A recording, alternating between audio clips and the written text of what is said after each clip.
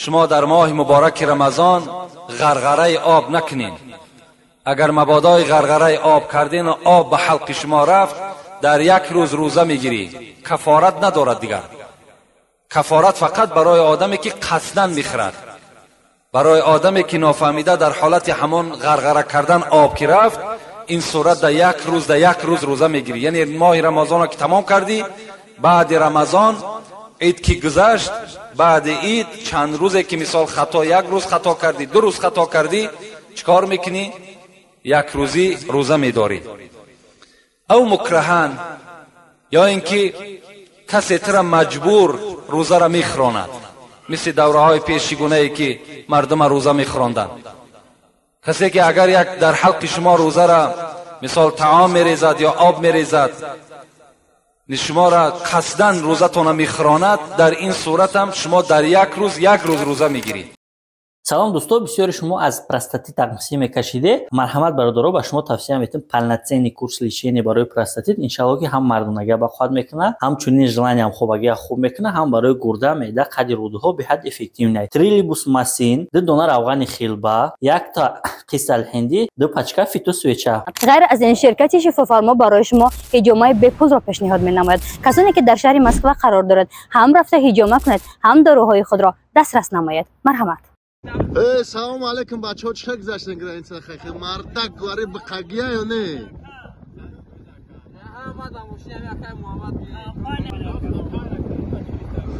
ای بچه‌ها خولیگان دارن نه یا؟ گالو چی دارن بچه‌ها؟ اما یک از 5 گاز 6 7 گاز بهوجه. نه انشالله رفتم گرانیت گشته اومده است. اب خودی کرو چی تالیت ده. خود تالیت ده انشالله طرف مسکو. یا با پری دهان میپرتاید، این دم در یک روز روزه میگیرند. اگر به شرطی که خودش قصداً کرده باشد پرتاید، این صورت در روزه میگیرد. لیکن اگر خود دل میشورد، دل شراق میشود و میپرتاید، این صورت در روزه شما شکستگی نیست. قصداً اگر شما خود دلتون شورانده و پرتافتین، با پری دهان باشد، این صورت در یک روز روزه میگیرین. اگر نافهمیده روزه گرفتین، نافهمیده روزه را خوردین، رسول اکرم چی گفتند؟ من نسیه و هو صائم، کسی نافهمیده آب نوشید یا طعام خورد یا یک دوای را استفاده کرد، فاکل و شرب فلیتم صومه، پیغمبر خدا گفت روزش تمام کنه، فانما اطعمه الله و سقاه. برای چی؟ زیرا که این طعام و این شراب خداوند بر او داد. این ضیافت خدا بود، این مهمانداری خدا بر بنده بود. کسی که نافهمیده میخورد خوش به حالش، کسی نافهمیده اگر استفاده کرد همان روز باور کن برای باید خرسنده حد کنار نداشته باشد، زیرا این ضیافت خداست. اگر نافهمیده ما و شما خوردیم، خطاً نه بلکه نافهمیده. آدم فراموش میکند گاه که من روزدار نیستم میخورد، اینت شما تصور کنین که خدا شما را ضیافت داد، شما بنده دوستدار بدهید.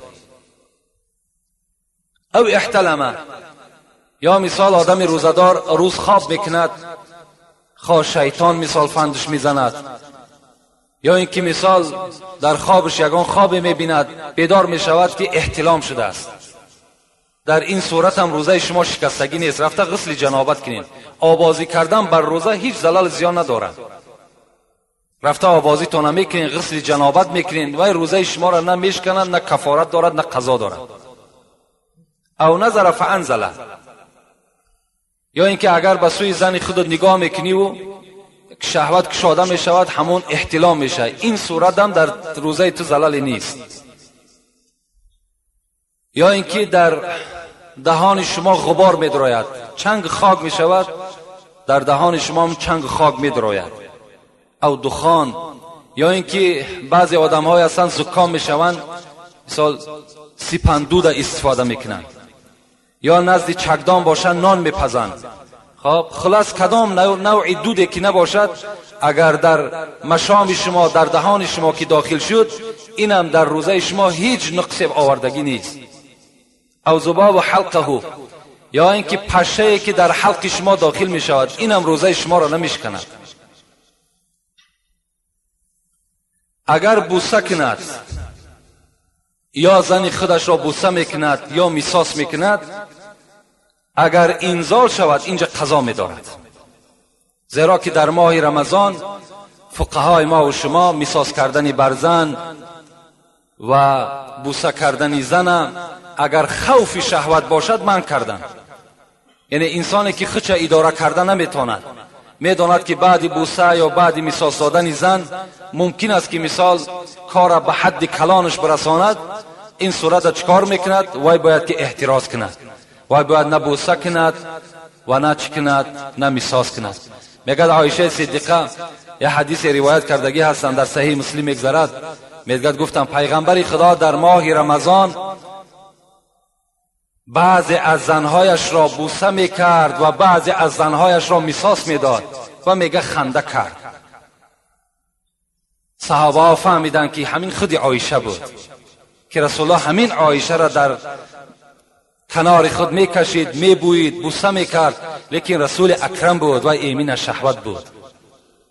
از این خاطر کسی ایمین از شهوت هست برای باکی ندارد. لیکن اگر ایمین نداشته باشد، خوف داشته باشد که ممکن است که مثال کار نتیجهش ناخوب شود، در این صورت باید که دوری بجوید.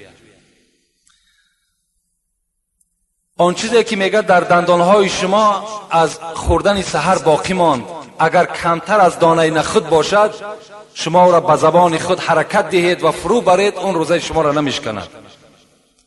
مگر در کدام حالت میشکند؟ وقتی که بدن همون زبان ما و شما میبراریمش و نگاهش میکنیم که مثال از نخود دیده کمتر است، خانان است، خایگان نوع اطعام دیگر است، بعد اگر فروش بریم این صورت در روزه ما و شما را میشکند. اگر نادیده با همون زبان حرکت شدیم فروش بریم این صورت در روزه ما و شما نمیشکند. با خایدن دانه کنجیت هم صاحب مسئله میگوید که روزه انسان نمیشکند، زیرا که دانه کنجیت خودش بسیار حدش اقل از کم است، با خایدن خودش در همون گوشه های دندان باقی میماند، او به حلق هم دیگر نمیرود. از این خاطر اگر دانه ارزن وارد چیزی که اگر در حلق شما رفت و او را خواهیدین هم که فرو هم که بردین، روزه شما را نمیشکند. و پرتافتن بر شما ذکر کردیم که اگر مبادایی که بر دهن شما آمد پر و شما او را دویم باره باز اگر داخل فرو بردین، اینجا روزه شما را میشکند.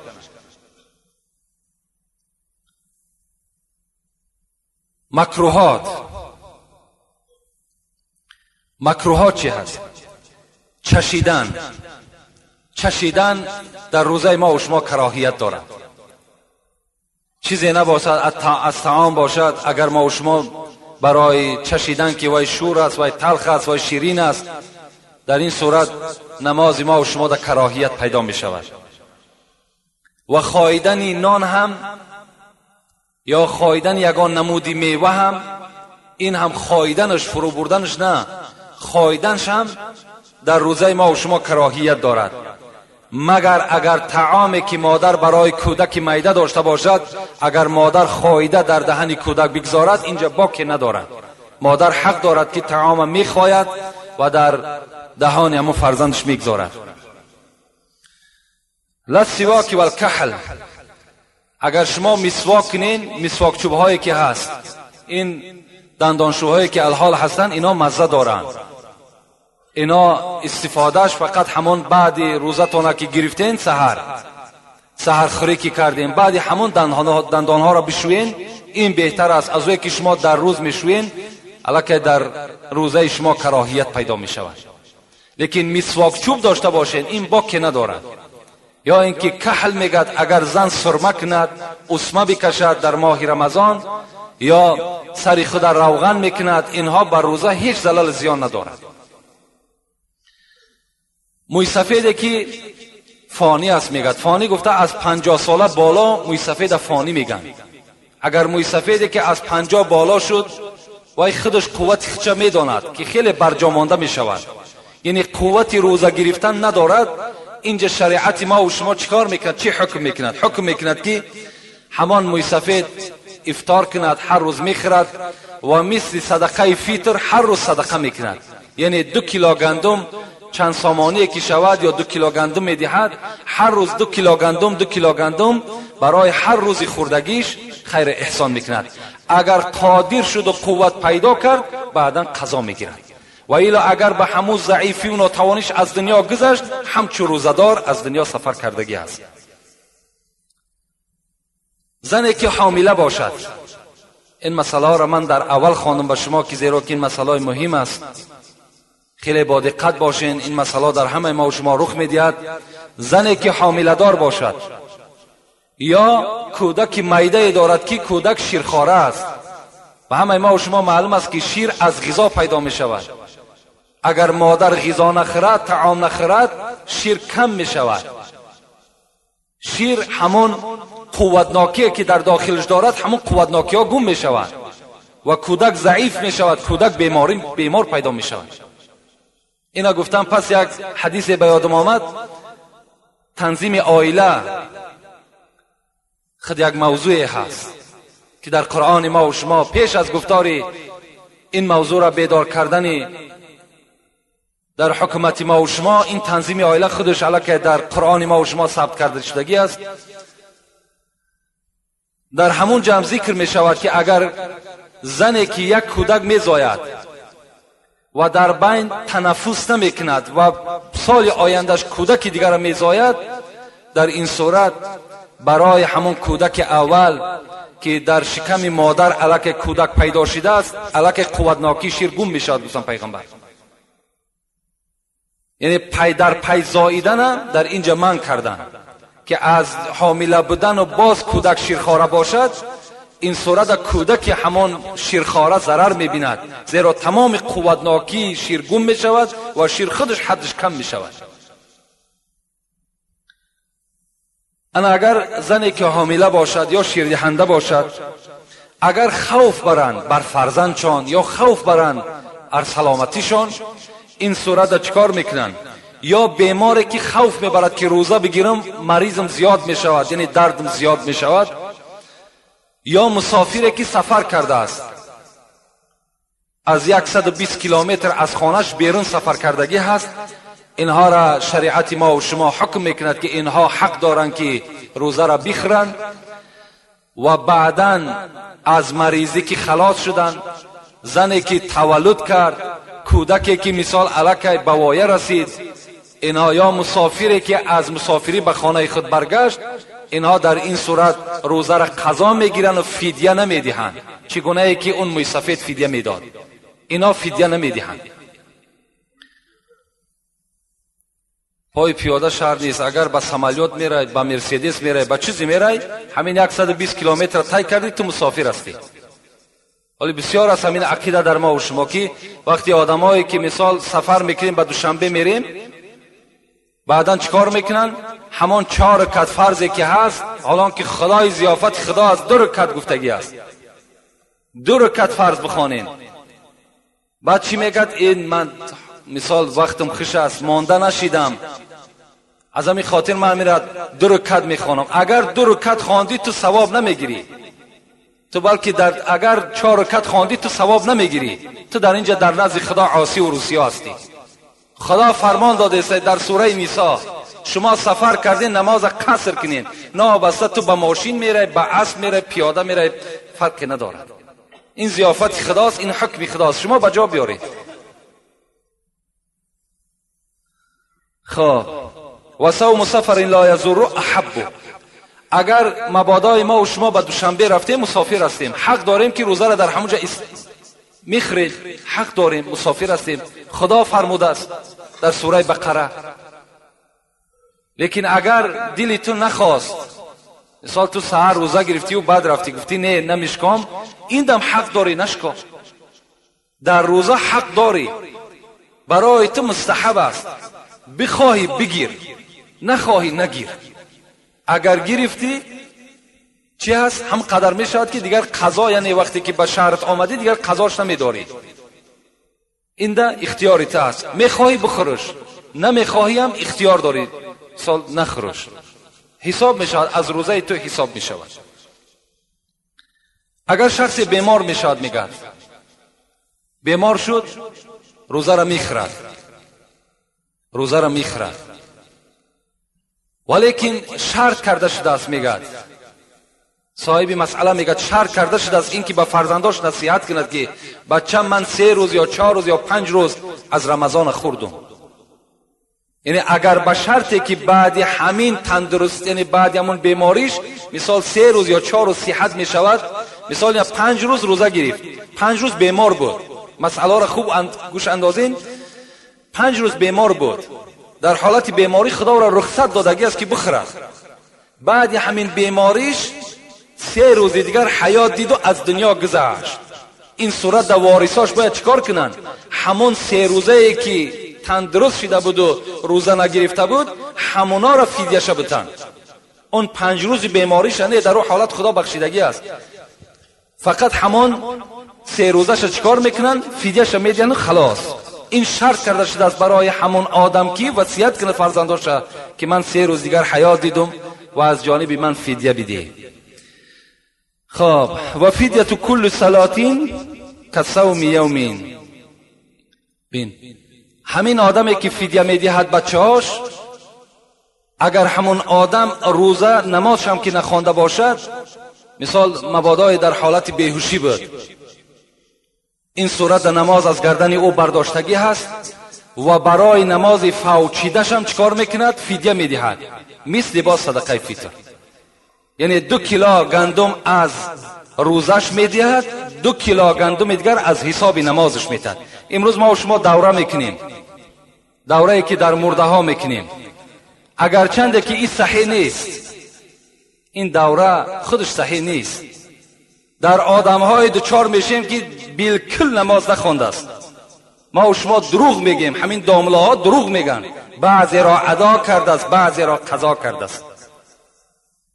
اکنون که ندای پرصدای ارجعی الی ربک راضیه مرضیه به گوش این بیچاره رسیده است، به سبب این، به سبب موت از ادای اون عاجز آمده است. این سخن ما است در دوره ها، لکن دروغ میگیم. ما در نزد خدا گناهکار هستیم. کدام نیکبختش بگیم، بدبختش بگیم، این بدعت جاری کرد، این بدعت است، این از شریعت ما و شما نیست. اگر من یک قابچه، بعضی آدم‌ها تصور میکنن که همون دانه‌های گندم چند که زیاد شد همون قدر مغفرت گناه میشود. نه، اگر تو 1 تن گندم در همونجا بگذاری دوره بکن، باور کن همون آیت کریمه اینجا نفوذ دارد: و ما یعمل مثقال ذره خیر یره و ما یعمل مثقال ذره شر یره. تو در دنیا ذره نیکی کرده باشی، پاداشت نیکی است. اگر ذره بدی کرده باشی، در نزد خدا اگر 10 تن گندم که دوره بگردانن، تو از عذاب خدا نجات نمییابی. اینا را شما فراموش نکنید. فدیه همون حقی که مثال ما جدا میکنیم که فدیه صوم و صلات میگیم در حالت دوره، همونش جایز میشود که اگر همون انسان در اصل بیچاره عاجز آمد، نماز خوانده نتونست، در اصل هم بیچاره بیمار بود و با بیماریش از دنیا گذشت، این صورت این چی هست؟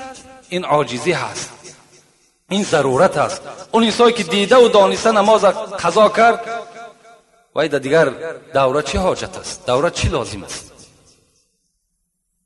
در یگان کتاب خداوندی دوره خبر دادگی نیست، باور کنید. خب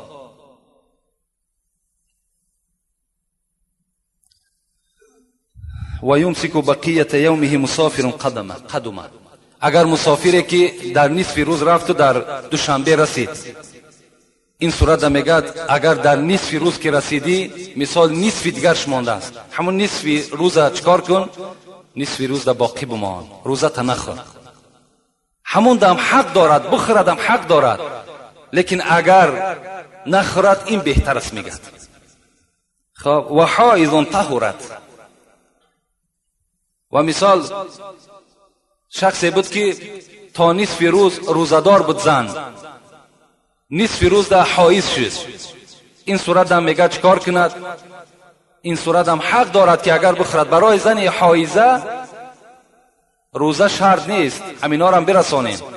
زنهایی که اگر در حالت حیض باشند شما البته به البته اونها را خبردار کنین که اینها این روزه‌ای که شما میگیرین این روزه نیست. برعکس طعامتان استفاده کنین، رخصت الهی است. و بعضی اولی سوالات در پیش من آمده است که از دست زن حایضه آیا طعام خوردن و نان پختن جایز است؟ این عقیده یهودی است. مردم یهود، مردم جهود، زنی که اگر حایضه شود جاگه و جدا میکند، از دست سوای هیچ طعام نمیخورد، میگه وجودی همش میکروب است. لکن اسلام ما و شما نه. اسلام ما و شما گفتن در حالت حیض هم زن بوسه کن، در کنار خودت بگیرش، از دست سوای طعام بخو، همراه او هم نشینی کن و هیچ میکروب ندارد.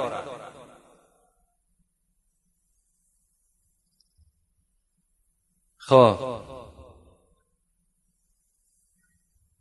جنون و کل شهر مسکتون. اگر کسی که از همین روز تا آخری ما دیوانه شد، کسل دیوانگی گرفتش، روز عید هوشیار شد، از گردن او ساکت است، دیگر روزه نمیگیرد. للبعض نیکی اگر یک روز یا 10 روز یا 20 روز یا 25 روز کسل دیوانه کسل شد و صحت شد، چکار میکرد؟ در حالت صحتیش همون روزه را پره میگیرد. و این اغمی علیه ایاما قضاها الا یوما نواها. اگر به شرطی که آدمی که بیهوش بشود، آدمی بیهوش هم آدمی که در روز مثال اغمی علیه میشود، ایاما چند روز، مثال 3 روز بیهوش خواب میکند، همینم چکار میکند؟ همینم روزش قضا میدارد. الا یوما نواها، مگر روزه میگیرد. این بود بعض مسئله و مسائلایی که من مختصرا برای شما فهماندم. در همین ماه مبارک رمضان ضروری هست کدام سوالهایی که در شما هست نافهم است میتونید که هر روز اینجا آمده مراجعت کنین، میتونید در جمعه ها بنویسین. و از همه چیز مهم برای شما خبر میدهم، این شبها شبای تراویح هست. تراویح ها را کار کنین که با امر معروف و نهی از منکر صورت بگیرد. در حالت امامتی جنگ جنجال تا نشود. بسیاری از مسجدها در علاقه ملاهایی که در دوره‌های جماعت نبودن یکی در رمضان پیدا میشوند. خطیبا یکی میبینن که آمدن رسیدن برای 4 هم صدقه فطر. اینا را شما البته همون داملهایی که در شما نماز جماعت گذرانیدن، همونایی که بیچاره‌ها مثال شب و روز قطعی شما بودن، همون از داملهای شما. یک حکایه میارم برای همین جنجال. در کتاب غزالی میگد که امام غزالی میگوید که در یک مسجد جنجال شد. یک شیخ عالم بود، میگد پیش او رفتند و گفتند برادر، گفتند در هم مسجد ما بسیار جنجالی هست، میخواهم که همون جنجال مسلمان ها را رفته آرام کنی. این عالم گفت برای کدام مسئله جنجال میکنند؟ گفت یک گروهش میگن که تراویح 8 رکعت است، یک گروهش میگن که تراویح 20 رکعت است. در همین مسئله گفت اختلافی هست، جنجالی هست در داخل مسجد. عالم کی بود چی گفت؟ گفت حکم میکنم که در این مسجد بسته کنین، تمام شه از مسجد بیرون کنین، در مسجد دیگر نماز نخوانند. گفتم برای چی؟ گفتن برای که نماز تراویح خودش سنت است، لکن اتفاق مسلمین این فرض است.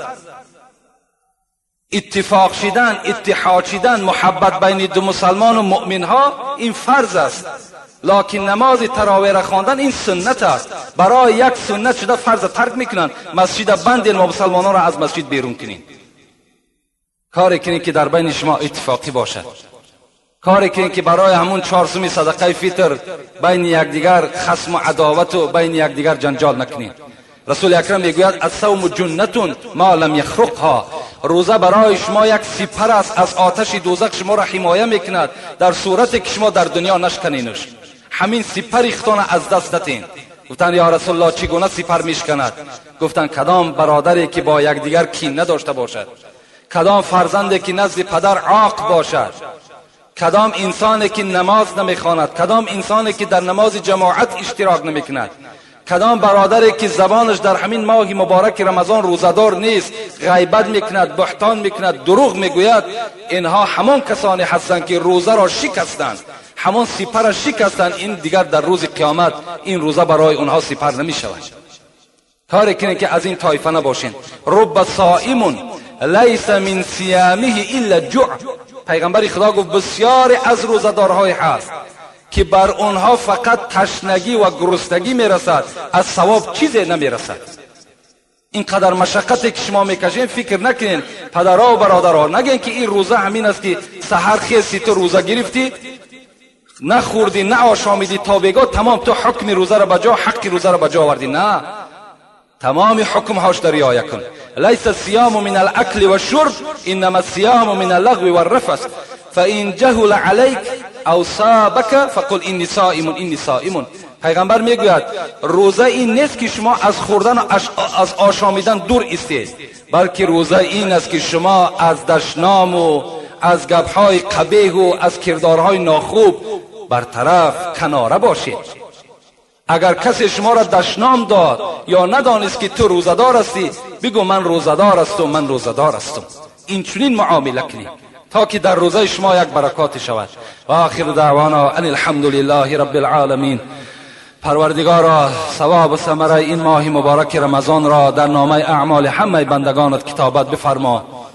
و خدای مهربان باز دعا میکنیم که تن ما را تا آخر این ماه صحت و سلامت نگاه بدار.